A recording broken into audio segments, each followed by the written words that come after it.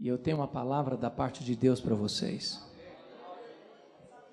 O Deus a quem amamos e servimos é o Deus que fala. E Ele fala pela sua palavra. E por isso convido você para abrir sua Bíblia comigo. No livro de Apocalipse, capítulo 1. Apocalipse, capítulo 1. Versos 9 a 13.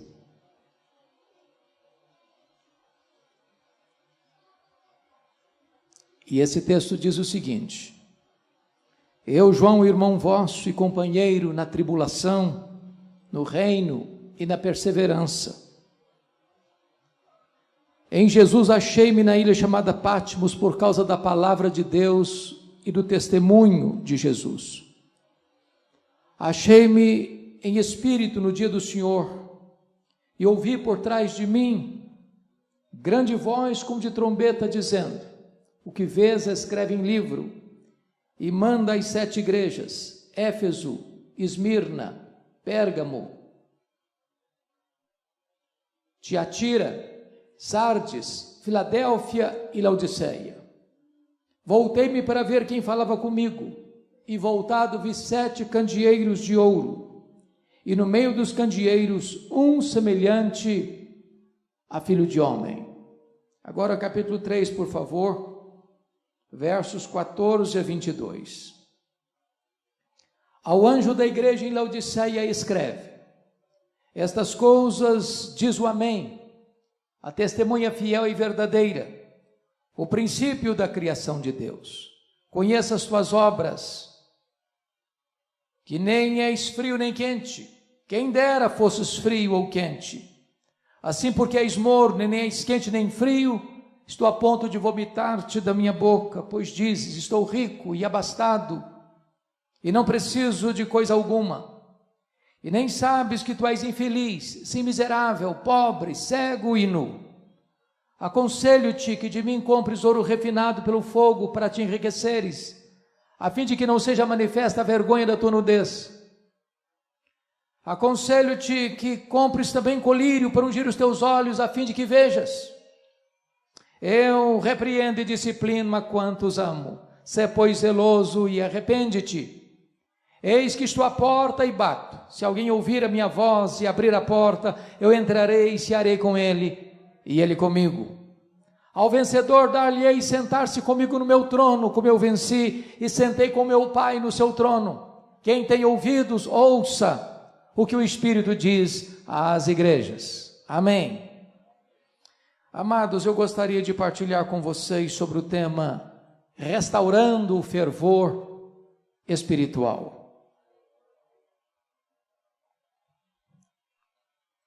Os anos mais sombrios da história da igreja haviam chegado. Desde que Nero, com 17 anos de idade, no ano 54, assume o governo de Roma, no comando do grande Império Romano. Desde que Nero assumiu o governo é que as nuvens escuras se formaram no horizonte, preanunciando a chegada de uma grande tempestade sobre a igreja. Ele era um homem violento, mandando matar inclusive a sua própria mãe. Era um homem devasso, era um homem cruel.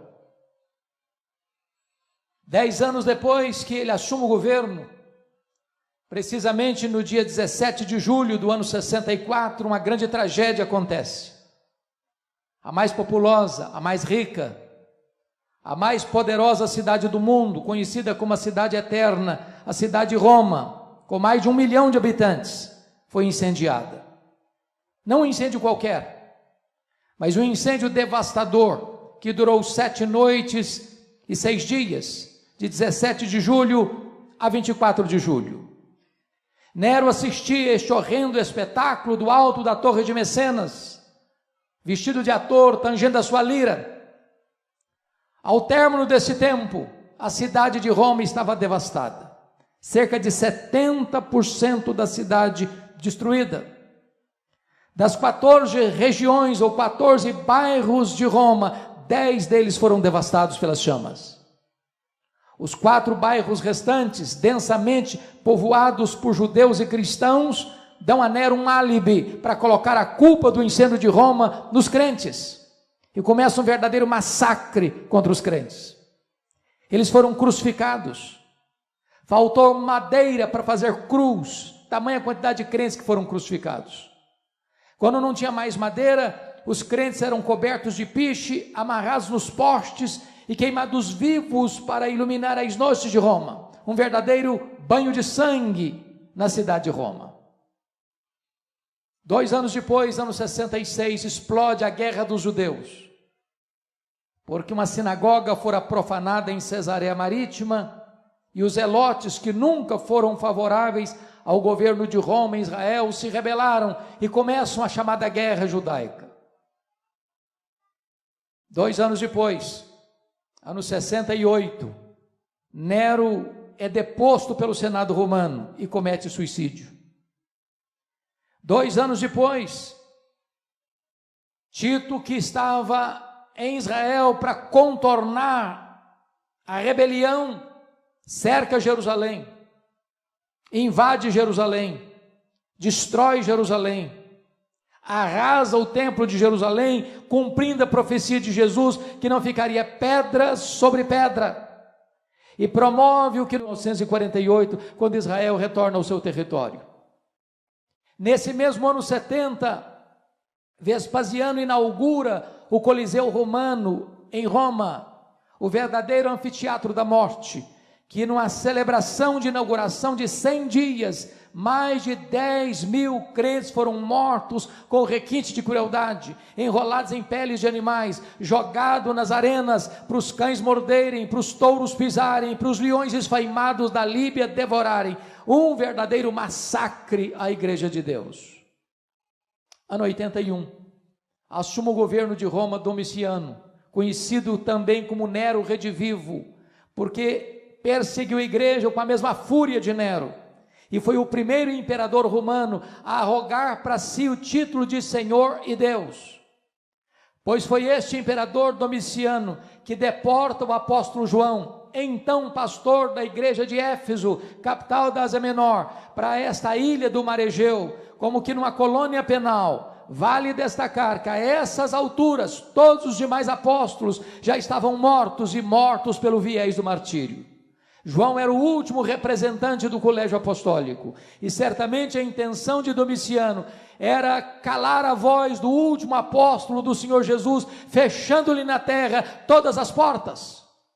Entretanto, quando todas as portas foram fechadas para João na terra, Deus abriu-lhe uma porta no céu e disse: sobe para aqui e eu te mostrarei, não as coisas que talvez aconteçam, não as coisas que podem acontecer, eu te mostrarei as coisas que devem acontecer.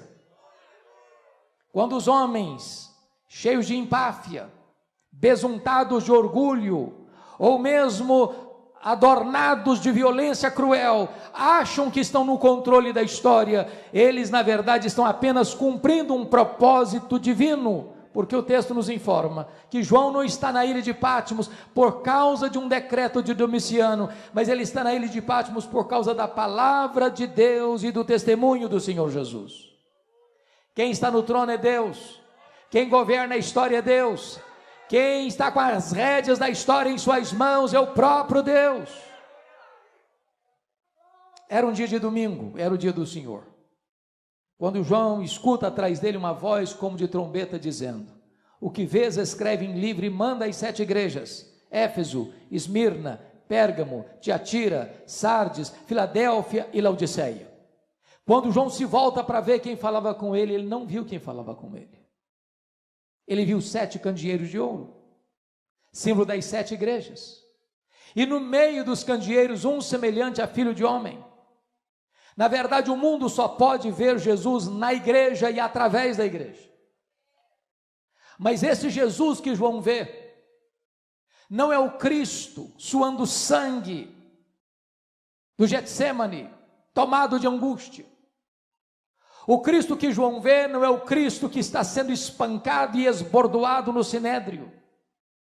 O Cristo que João vê não é o Cristo vilipendiado, cuja fronte é cravada por uma coroa de espinho, espancado no pretório romano.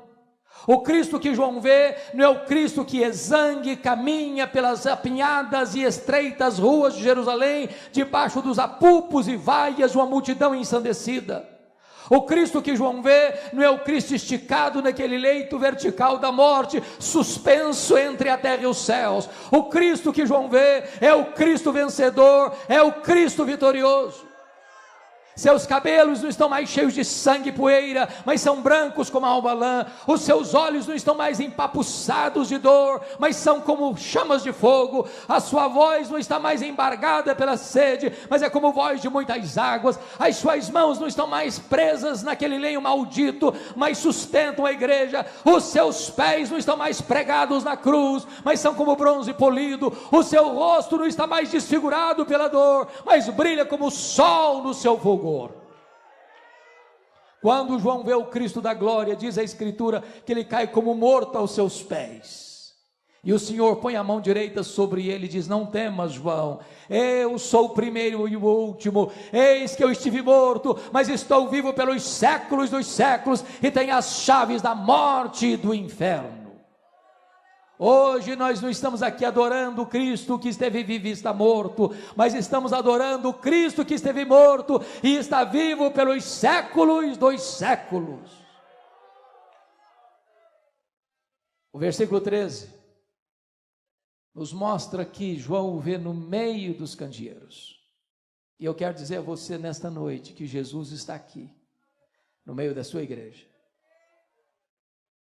Você e eu viemos aqui hoje por esta verdade. Ele está aqui. Se Jesus não estivesse aqui, meus irmãos, por mais bela e por mais emocionante que fosse essa reunião, ela não passaria de um mero encontro religioso e nada mais. Mas Ele está aqui. Ele está aqui. Mas no capítulo 2, verso 1, nós somos informados de que Ele não está apenas no meio das igrejas, Ele está andando no meio dos candeeiros. E eu quero dizer a você nesta noite que Jesus está aqui andando entre nós, para nos conhecer, para nos sondar, para nos exortar, para nos repreender, para nos disciplinar, para nos consolar, para nos fazer promessas. Na medida que Jesus caminha entre as 7 igrejas, há um estribilho que se repete em todas as cartas, e o estribilho é este: eu conheço, eu conheço, eu conheço, eu conheço, eu conheço, eu conheço, eu conheço. Para 5 dessas 7 igrejas, Jesus usa a mesma expressão. Para a igreja de Éfeso, para a igreja de Tiatira, de Sardes, de Filadélfia e de Laodiceia, ele diz assim: eu conheço as tuas obras. Aquilo que você fez, seu pai não viu, sua mãe não viu, sua mulher não viu, seu marido não viu, seus filhos não viram, seus irmãos não viram, seu pastor não viu, Jesus viu. Quando você fechou a porta e apagou a luz, Ele estava lá. Nada, nem ninguém pode ocultar nada daquele cujos olhos são como chamas de fogo. Ele conhece. Mas para a igreja de Esmirna, é curioso que Jesus usa uma outra expressão. Ele diz assim: eu conheço a tua tribulação e a tua pobreza, mas tu és rico. E eu quero dizer a você, meu amado, que Jesus conhece a sua tribulação, Ele conhece a sua dor, Ele conhece as suas madrugadas insones, Ele conhece o seu choro doído, Ele conhece a dor que lateja e pulsa no seu peito, Ele conhece. E Jesus me choca porque você e eu temos um conceito do que é uma igreja rica. O que é uma igreja rica para nós hoje? É uma igreja que tem muitos membros? É uma igreja que tem um santuário robusto?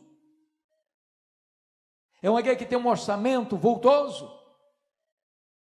É uma igreja que tem muita gente influente na sociedade. Este é o conceito que nós temos de uma igreja rica. Mas a igreja de Esmirna era a mais pobre igreja da Ásia. E Jesus diz: eu conheço a tua pobreza, mas tu és rico. Pobre na terra, rica no céu. Pobre financeiramente, rica espiritualmente. Pobre aos olhos dos homens, rica aos olhos de Deus. É curioso que para a igreja mais rica da Ásia, a igreja de Laodiceia, que dizia: estou rico e abastado e não preciso de nada, Jesus olha para esta mesma igreja e faz um outro diagnóstico e diz: não, tu és pobre, miserável, cega, nua. Porém, amados, para a igreja de Pérgamo, Jesus tem uma outra expressão. Ele diz: eu conheço o lugar onde tu habitas, onde está o trono de Satanás. Por que Jesus disse isso sobre Pérgamo? Todos vocês sabem que Pérgamo era a segunda maior cidade da Ásia Menor. Só perdia para a capital, que era Éfeso. Muito provavelmente Jesus disse isso por duas razões muito simples. Primeiro, quando se disputava na Ásia Menor qual cidade construiria o primeiro templo de adoração ao imperador romano como uma divindade, Pérgamo ganhou a concorrência de Éfeso e constrói o primeiro templo dedicado à adoração ao imperador. Possivelmente Jesus está dizendo isso. Qualquer lugar onde um homem é colocado no pedestal, qualquer lugar onde um homem é venerado, aí está o trono de Satanás, porque todo humanismo idolátrico é satânico, porque Deus não divide a sua glória com ninguém. Mas em segundo lugar, irmãos, possivelmente Jesus disse isso: eu conheço o lugar onde tu habitas, onde está o trono de Satanás, porque Pérgamo hospedava o templo oficial de Esculápio, o conhecido deus da cura, representado por uma serpente. Caravanas vinham do mundo inteiro a Pérgamo para serem curadas por Esculápio. É por isso que até hoje, quando você vai ao seu médico, você vai ver bordado no jaleco branco de seu médico uma serpente. Isso vem de Pérgamo, isso vem de Esculápio, isso vem do Deus da cura. Muito provavelmente Jesus está dizendo o seguinte: qualquer lugar onde os homens fabricam um ídolo e adoram um ídolo como se Deus fosse, aí está o trono de Satanás, porque o ídolo é nada, ele é pau, ele é pedra, ele é gesso, ele é mármore, ele é prata, ele é ouro, mas ele tem boca e não fala, ele tem mãos e não apalpa, ele tem pés e não anda, ele tem garganta mas não sai som da sua vida, ele é nada, mas o que está por trás do ídolo são os demônios. Mas o que é curioso é que onde Satanás tem um trono, aí Jesus planta uma igreja para adorar o Rei dos Reis, o Senhor dos Senhores. Na medida que Jesus vai caminhando entre as 7 igrejas, irmãos, ele tem elogios para fazer e tem censuras para fazer. Vejam comigo. Para 2 igrejas só tem elogios, nenhuma censura. Para quais igrejas? Para Esmirna, a mais pobre. Para Filadélfia, a mais fraca. Jesus disse para Filadélfia: eu conheço as tuas obras. Tu tens pouca força, mas eu coloquei diante de ti uma porta aberta. E a porta que eu abro, ninguém fecha, e a porta que eu fecho, ninguém abre. O que é importante para a igreja não é ser forte à luz do que os homens entendem, mas é ser fiel ao Deus Todo-Poderoso. Mas para 4 igrejas, irmãos, Jesus tem elogios a fazer e tem censuras a fazer. Por exemplo, Jesus elogia a igreja de Éfeso. Pela sua firmeza doutrinária, ela não suportava os falsos apóstolos. Pela sua firmeza ética, ela odiava as obras dos nicolaítas que induziam o povo à prostituição. Terceiro, por causa da sua perseverança, mesmo em face da perseguição. Uma igreja bíblica, doutrinariamente saudável, perseverante nas lutas. E com isso Jesus está nos ensinando que nenhuma igreja pode agradar a Jesus se negocia princípios e valores, se transige com a doutrina, se negocia a verdade para alcançar e angariar favores humanos. A palavra de Deus precisa ser proclamada com fidelidade. Nós não podemos tornar essa palavra mais palatável para agradar os ouvintes. Nós temos que pregar com fidelidade. É isso que Jesus elogia na igreja de Éfeso. Porém, diz a Escritura que Jesus diz assim: eu tenho, porém, uma coisa contra ti, é que tu abandonaste o teu primeiro amor. E aqui está um grande risco para nós, irmãos, que às vezes até na defesa da sã doutrina, nós podemos perder o fervor e a piedade. Mantemos a ortodoxia, perdemos o entusiasmo. E eu vou lhes dizer que a ortodoxia é boa, e ela é insubstituível, mas ortodoxia morta mata. Não basta apenas ter luz na cabeça, é preciso ter fogo no coração. Olhem comigo agora a igreja de Tiatira. Jesus elogia essa igreja, porque enquanto escreve esta carta, a igreja tem mais fé, a igreja tem mais obras, a igreja tem mais amor. Mas Jesus diz: eu tenho uma coisa porém contra ti, é que tu toleras essa falsa profetisa Jezabel, que induz o meu povo à prostituição. Agora compare comigo. Éfeso tinha doutrina, mas não tinha amor. Tiatira tinha amor, mas não tinha doutrina. O que nós aprendemos com isso? É que nós nunca podemos divorciar o que Deus uniu: teologia e ética, doutrina e vida, credo e conduta. As duas coisas caminham juntas, irmãos.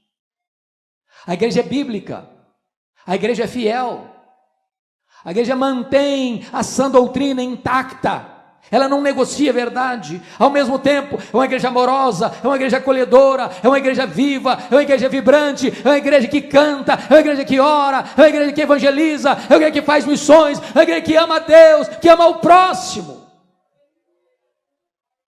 Mas vejam comigo, amados, a igreja de Pérgamo, Jesus elogia essa igreja, porque tem gente tão fiel na igreja de Pérgamo, como está escrito aí, que o seu próprio líder, Antipas, foi martirizado pela sua fé. E diz os historiadores que Antipas morreu dentro de um boi de bronze carbonizado. Mas nessa mesma igreja, onde tem gente fiel, disposta a morrer por Jesus, tem gente flertando com o pecado, tem gente flertando com as doutrinas de Balaão, tem gente vivendo uma vida mundana. E aqui, queridos pastores, fico impressionado, e muitas vezes pelas minhas andanças pelo Brasil me perguntam assim: pastor, qual a avaliação que o senhor faz da igreja evangélica brasileira? E a minha resposta é esta: vai muito bem, vai mais ou menos, vai muito mal. Às vezes a pessoa quer me apertar um pouco mais e pergunta assim: mas e a igreja, a sua denominação, como é que vai? Sabendo que eu sou um pastor presbiteriano. Eu digo assim: vai muito bem, vai mais ou menos, vai muito mal. Às vezes eu pergunto da igreja que eu tenho a bênção de ser pastor: e a comunidade que você é pastor, como é que vai? E eu respondo assim: vai muito bem, vai mais ou menos, vai muito mal. Sabe por que eu respondo assim, irmãos? Porque numa mesma igreja, que escuta o mesmo pastor, que participa da mesma mesa do Senhor, que canta no mesmo grupo musical, tem gente cheia do Espírito Santo, tem gente capengando na fé, tem gente vivendo em pecado, numa mesma comunidade. E o Senhor Jesus Cristo está dizendo: eu conheço.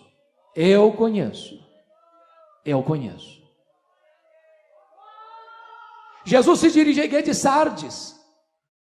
Irmãos, esta igreja tem um nome na cidade. Tu tens nome de que vives. Se fosse hoje, nós trocaríamos essa nomenclatura dizendo o seguinte: uma igreja avivada, vibrante, o louvor é magnífico, há uma emoção que transborda, há um entusiasmo epidérmico que todo mundo enxerga e vê. Mas Jesus não se impressiona com os nossos gestos. Às vezes nós aprendemos alguns clichês, irmãos, que impressiona os homens. A gente vai orar, dá uma tremidazinha na voz para deixar assim a impressão que a gente é mais espiritual do que é. A gente tem alguns clichês, algumas expressões que são jargões religiosos. Mas Jesus não se impressiona com isso. Ele conhece a verdade no íntimo. E aquela igreja que tinha a fama de uma igreja avivada na cidade, Jesus olha e diz: não, você está morta. Você está morta. Tem uns poucos ainda que não contaminaram as suas vestiduras. E sabe, irmãos, Jesus me choca com isso, porque a avaliação dele é tão diferente da minha. Para a igreja que diz que é pobre, Jesus olha e diz: não, você é rica. Para a igreja que diz que é rica, Jesus olha: não, você é pobre. Para a igreja que diz que é viva, Jesus olha: não, você está morto. Para a igreja que diz que é fraca, Jesus: não, eu coloquei diante de você uma porta aberta. Então, na verdade, quero concluir 3 coisas. Primeiro, o que importa não é o que as pessoas dizem a seu respeito. O que importa não é o que você pensa a seu respeito. O que importa é o que Jesus diz a seu respeito. Jesus não tem uma opinião a nosso respeito, Jesus tem um diagnóstico. Eu conheço.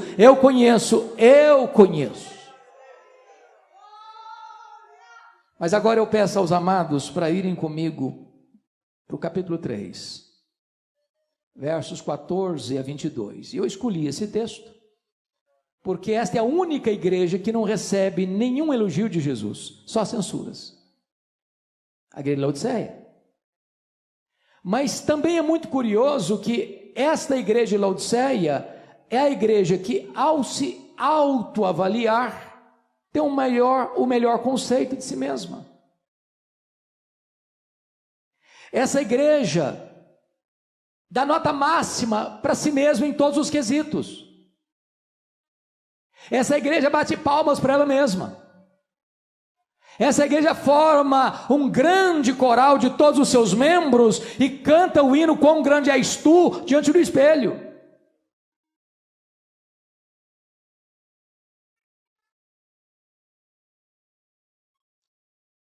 O que me impressiona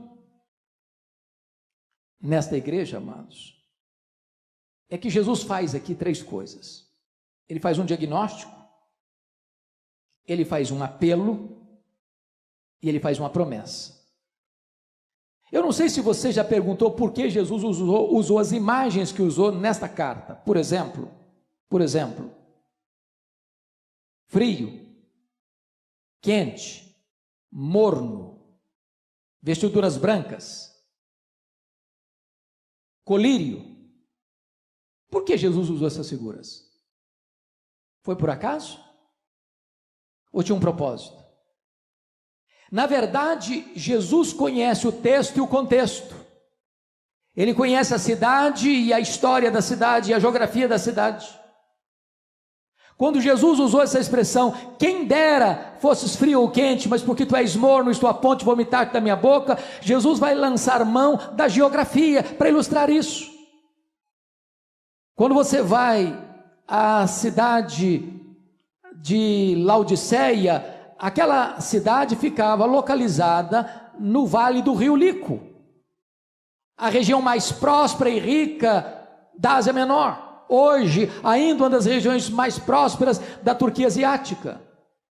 Ali existia uma região metropolitana, 3 cidades que ficavam 8 quilômetros uma distância da outra. Tão perto eram que, quando Paulo escreve a sua carta aos Colossenses, ordena que a mesma carta fosse lida na igreja de Laodiceia e na igreja de Hierápolis, porque era uma região metropolitana. Hierápolis era mundialmente famosa, porque ali havia um chamado Castelo de Algodão, uma montanha de rochas calcárias brancas, de onde brotam águas quentes. Hierápolis era a nossa Caldas Novas brasileira. Pessoas iam para ali para tomar banhos terapêuticos. Do outro lado do rio Lico ficava Colossos, que curiosamente era conhecida também pelas suas fontes de águas frias e geladas, também com efeito terapêutico.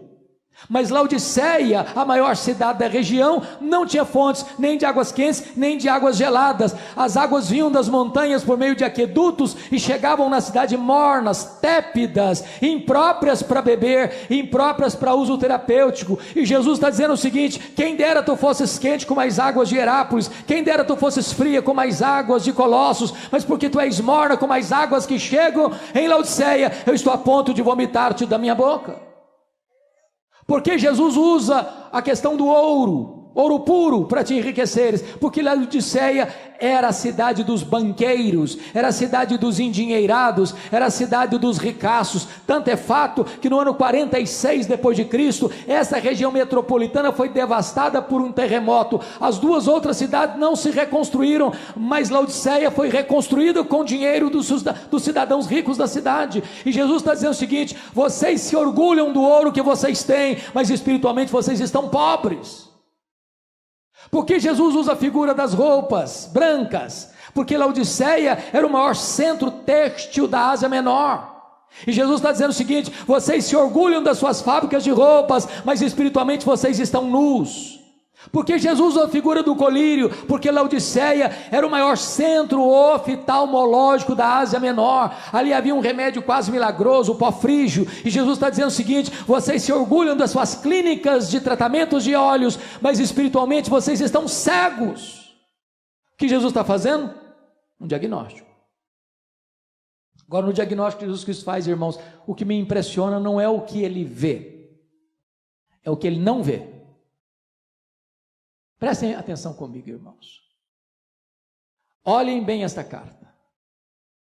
Não há, da parte de Jesus, a igreja que só recebeu censuras, nenhuma censura de Jesus de problemas doutrinários.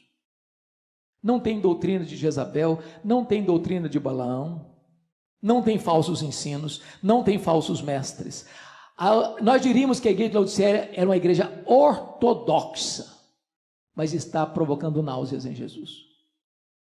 Leia as cartas, e você não verá nenhuma denúncia de Jesus de problemas morais. Tem problemas morais em Pérgamo, tem problemas morais em Tiatira, tem problemas morais em Sardes. Não há nenhuma denúncia de Jesus de problemas morais na igreja de Laodiceia. É uma igreja fortemente ética, não tem escândalo. Leia as cartas, e vocês não verão qualquer sinal de pobreza. Há pobreza em Esmirna, há pobreza em Filadélfia. A igreja de Laodiceia é uma igreja rica. Os teólogos da prosperidade não fariam sucesso lá, porque todo mundo já era rico. Leia as cartas, e vocês verão que numa época de perseguição no mundo todo, Laodiceia vivia em paz. Agora deixa eu dizer uma coisa soleníssima aqui para vocês. Se você e eu morássemos lá naquela região, sabe qual seria a igreja que nós procuraríamos frequentar com a nossa família? A igreja de Laodiceia. Era a melhor igreja, tinha a melhor avaliação de si mesmo, gozava de boa reputação na cidade. Mas exatamente essa igreja, Jesus olha e diz o seguinte: eu estou a ponto de vomitar-te da minha boca. Então o que é que Jesus vê nessa igreja que tanto o incomoda? Somente uma coisa: falta de fervor espiritual. Oh, irmãos amados, eu tenho rodado o Brasil, já pregado em mais de 1.500 igrejas das mais diversas denominações. Como orador que me precedeu, tenho pregado em igrejas ultraconservadoras. Se uma mosca voar, você escuta. Já tenho pregado em igrejas ultrapentecostais. Você precisa pedir ao povo assim: calma, calma, calma, calma.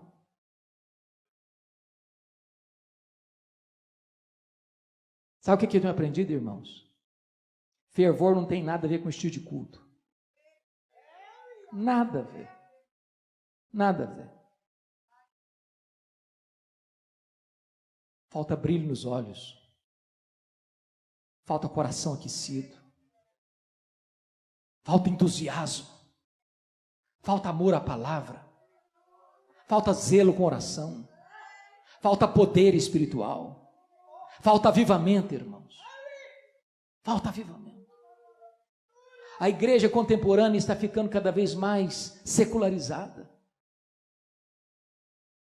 As pessoas frequentam os templos, mas não são transformadas. Irmãos, o índice de divórcio dentro da igreja é quase o mesmo fora da igreja. O índice de rapaz e moça que vai para a cama no namoro é quase a mesma quantidade dos que estão fora da igreja. O índice de crente desonesto nos seus negócios, que dá um cheque sem fundo, é quase o mesmo fora da igreja. As pessoas entram para a igreja, mas elas não recebem o poder transformador do evangelho da graça. Oh, irmãos, nós precisamos desesperadamente de um sopro de Deus, nós precisamos desesperadamente de um derramamento do Espírito Santo de Deus, nós precisamos que o Espírito Santo sopre sobre nós e arranque as cinzas e inflame as brasas e ateie em nós um fogo santo, um fogo que purifica, um fogo que ilumina, um fogo que aquece, um fogo que alastra. E depois que Jesus Cristo faz esse diagnóstico, irmãos, Ele tem, por favor, olhe comigo, Ele tem um apelo a fazer. E no verso 17 ele diz o seguinte, preste bem atenção: eu repreendo e disciplino a quantos amo. Querido pastor João, às vezes eu fico muito constrangido quando eu leio esse texto, porque parece-nos que Jesus está pegando pesado, e muito pesado. A linguagem é pesadíssima, é de náusea. A grande pergunta é por que Jesus está pegando tão pesado com você e comigo nessa noite? E a resposta é porque Ele nos ama. Jesus não abre mão de ter você, meu amado, minha irmã, uma vida plena, maiúscula, superlativa, cheia do Espírito Santo. Ele não desceu da glória, não morreu naquela cruz, não ressuscitou, não voltou para o céu, não derramou o seu espírito para produzir um crente apático, um crente morno, um crente xoxo, um crente omisso, um crente mundano. Ele quer que você seja cheio do Espírito Santo. Eu repreendo e disciplino a quantos amo. E agora tem uma ordem: sê, pois, zeloso e arrepende-te, muda a tua vida, muda a tua conduta. Verso 18, Jesus Cristo, verso de número 18, Jesus oferece para nós a solução. Aconselho-te que de mim compres ouro refinado pelo fogo, para te enriqueceres, a fim de não ser manifesta a vergonha da tua nudez. Vestes brancas, para que não se manifeste a vergonha da tua nudez. Colírio para os teus olhos, a fim de que vejas. Sabe o que Jesus está querendo dizer com isso? Na década de 90, alguns aqui se lembram disso, houve uma grande busca de avivamento em todo o Brasil. Congressos, conferências, vigílias de oração. Muitas pessoas, irmãos, na busca do avivamento, se perderam pelos descaminhos do misticismo, buscando as últimas novidades do mercado da fé, procurando aventuras forâneas às Escrituras. E Jesus está nos ensinando uma lição aqui. Aconselho-te, Ele pode mandar, mas Ele aconselha. Ele se apresenta como um mascate, como um vendedor ambulante, que tem um produto vital e um presente de graça. Aconselho-te que tu compres de mim, que tu compres de mim, que tu compres de mim. Sabe o que Ele está dizendo? Você quer fervor espiritual? Não corra atrás das novidades do mercado da fé. Você quer fervor espiritual? Volte-se para Jesus. É só Ele que pode inflamar a sua alma. É só Ele que pode aquecer o seu coração. É na presença dEle que o coração arde. E quando o coração arde, os olhos se abrem e os pés se apressam e a boca se abre para proclamar que só Ele é o Senhor. Quando chega no verso 20, Jesus tem um convite doce a fazer. Preste atenção nisso. Eis que estou à porta e bato. Se alguém ouvir a minha voz e abrir a porta, eu entrarei e cearei com ele comigo. Preste bem atenção no que eu vou lhes dizer. A igreja de Laodiceia estava tão feliz com ela mesma, que ela fazia tudo com ela e para ela. Ela se reunia, ela cantava, ela pregava, ela ofertava. para ela mesma. E ela nem tinha percebido que Jesus estava do lado de fora.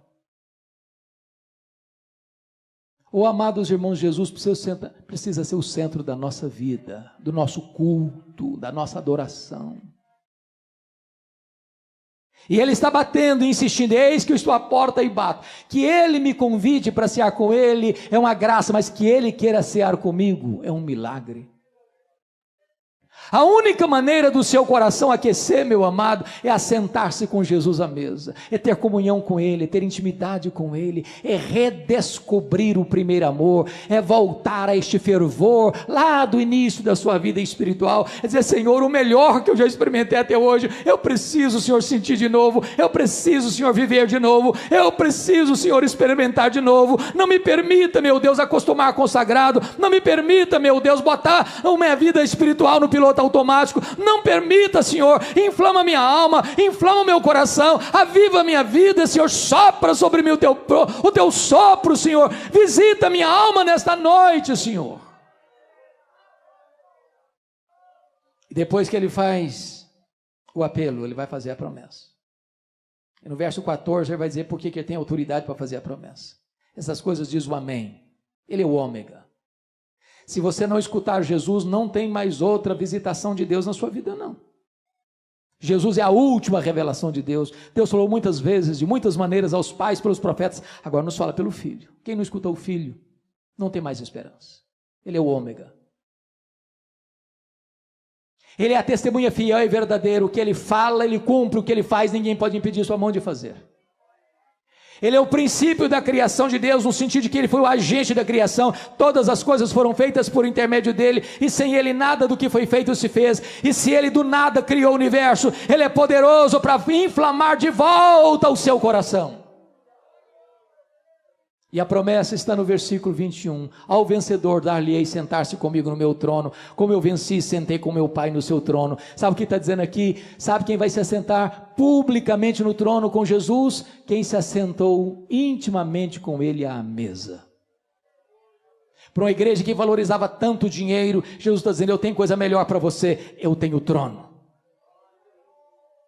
Por isso ele conclui dizendo assim, quem tem ouvidos, ouça o que o Espírito diz às igrejas. Irmãos, em 2011 eu fui visitar essas 7 igrejas. Eu confesso a vocês que eu chorei bastante. Porque todas essas 7 igrejas estão mortas. Literalmente mortas. Você encontra escombros, pedras reviradas e uma vaga lembrança de uma igreja que existiu no passado. Nessa mesma região não tem sequer hoje 1% de crentes. Sabe por que essas igrejas morreram, irmãos? Porque elas não ouviram o que o Espírito Santo disse a elas. Caminharemos para 504 anos de reforma. Parece-nos que a Europa não tem muito o que celebrar. As igrejas protestantes da Europa estão morrendo. Estão morrendo. Eu estive na Holanda. Até 1960, pastor, os templos estavam abertos e o povo ia para os templos. Hoje os templos estão lá, mas o povo não vai mais. Fomos para a Escócia, berço do presbiterianismo. Para minha tristeza, entramos num dos templos mais belos da capital. Quando eu entrei, não tinha púlpito, nem bancos. O templo tinha sido vendido, era um bar. As pessoas estavam lá bebendo. Fomos para a Inglaterra, onde aconteceram tantos avivamentos. John Wesley, George Whitefield, William Carey, William Wilberforce, John Charles Ryle, Charles Haddon Spurgeon, Mark Lloyd Jones, John Stott. Hoje menos de 4% dos ingleses frequentam a igreja evangélica. Os templos estão sendo vendidos e transformados em museus, em boates, em mesquitas muçulmanas. Você vai para os Estados Unidos, para o Canadá, você encontra muitas chamadas dead churches, igrejas mortas. As denominações históricas estão perdendo milhares e milhares de membros todos os anos, todos os anos. Os seminários que formaram pastores, teólogos, missionários, tomados de assalto pelos liberais, hoje patrocinam a incredulidade e formam céticos. Agora olha para o Brasil, irmãos.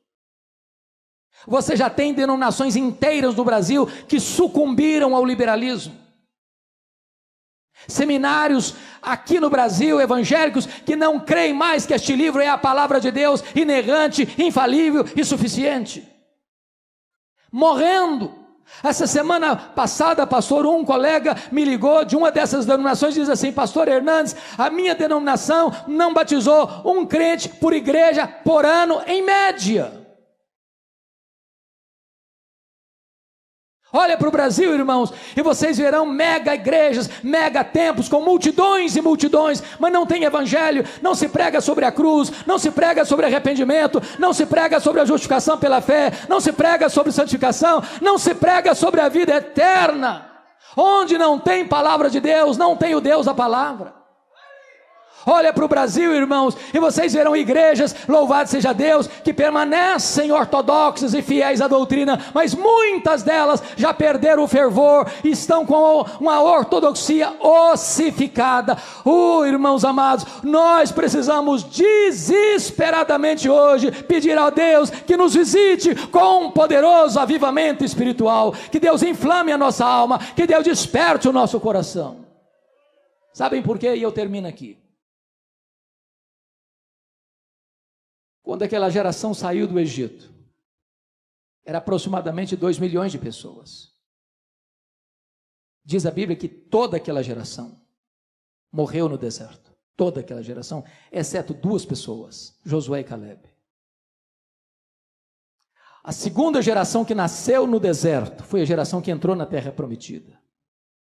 Diz a Bíblia que a terceira geração que nasceu na terra prometida não conhecia Deus mais. Parece-nos que os nossos avós foram mais crentes que os nossos pais. Parece que os nossos pais foram mais crentes do que nós. Parece que nós estamos sendo mais crentes que os nossos filhos. Que Deus tenha misericórdia de nós, irmãos. Para que nós passemos o bastão para a nova geração. Para que os nossos filhos sejam mais crentes do que nós. Para que os nossos netos sejam cheios do Espírito Santo. Para que a igreja de amanhã seja uma igreja viva, forte, dinâmica, fiel, poderosa, nas mãos de Deus. Que a nossa oração seja essa: reaviva a tua obra, Senhor. Reaviva a tua obra no decorrer dos anos. Isso mexe com você, irmão? Você quer esse avivamento para a sua vida? Você anseia por isso? Eu queria que você ficasse em pé. Nós vamos orar.